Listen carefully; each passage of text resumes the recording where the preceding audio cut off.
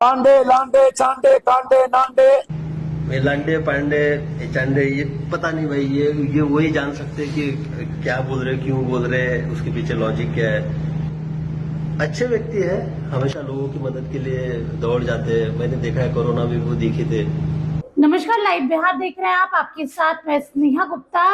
आपको बता दें कि ये साल बिहार के लिए चुनावी वर्ष है और ऐसे में कई नए पहलवान मैदान में हैं और उन्हीं नए पहलवानों में से एक हैं शिवदीप लांडे।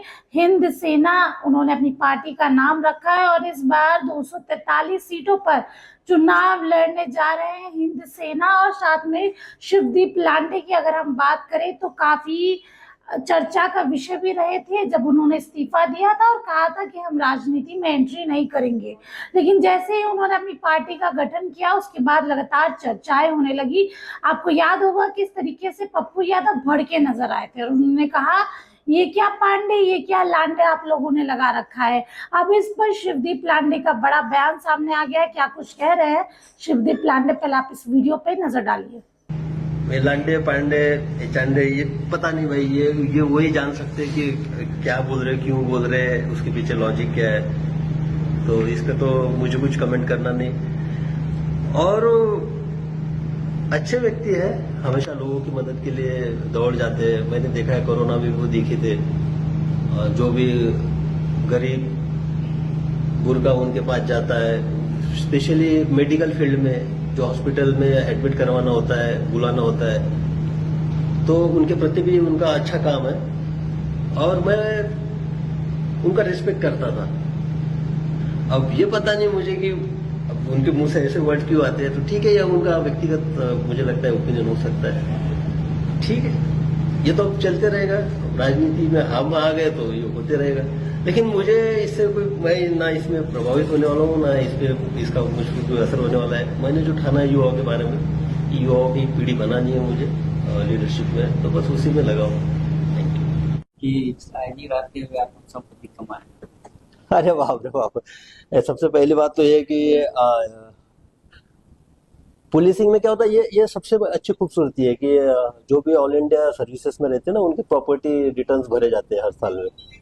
प्रॉपर्टी डिक्लेरेशन होता है और ऑनलाइन दिख लेते हैं आपको। एक इमूवेबल प्रॉपर्टी सेंट्रल गवर्नमेंट को देना होता है हमको फॉर्मेट में, और आप सब देख सकते हो उसमें। बाद में बिहार गवर्नमेंट हमेशा 31 दिसंबर के बाद सबका इमूवेबल स्थावर अस्थावर संपत्ति का ब्यौरा लेती है, और तो आप उसमें देख सकते हो, कोई दिक्कत नहीं है। अब मुझे समझ में नहीं आया कि, अब मैं एक छोटी सी बात बताता हूँ। मेरी शादी हुई 2013 में।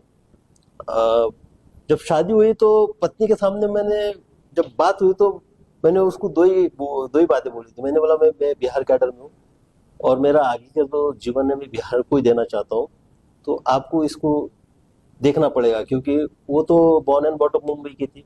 और दूसरी बात मैंने जब बोली थी उसको, उसने बोली थी कि मेरे अकाउंट में अभी कम से कम 9 साल के सर, मैं 2004 बैच का IRS भी था, बाद में 2006 बैच का IPS। तो 4 से लेकर 2013 में जब मेरी बहू से पहली बार जब बात हुई तो मैंने बोला कि मेरे अकाउंट में 32,700 रुपए है। तो आफ्टर 7 ईयर्स आपके अकाउंट में सिर्फ being a super class one officer 32,700 रुपए है, तो इस पर से आप समझ सकते हो कि क्या सकते। और दुनिया जानती है, जब मैं SP था, किसी का इशू होता है, कोई प्रॉब्लम होता है तो सुना आपने, सीधे तौर पे उन्होंने कहा कि हमें ये नहीं पता कि आखिरकार पूर्णिया सांसद पप्पू यादव हमें क्यों ऐसे कह रहे हैं।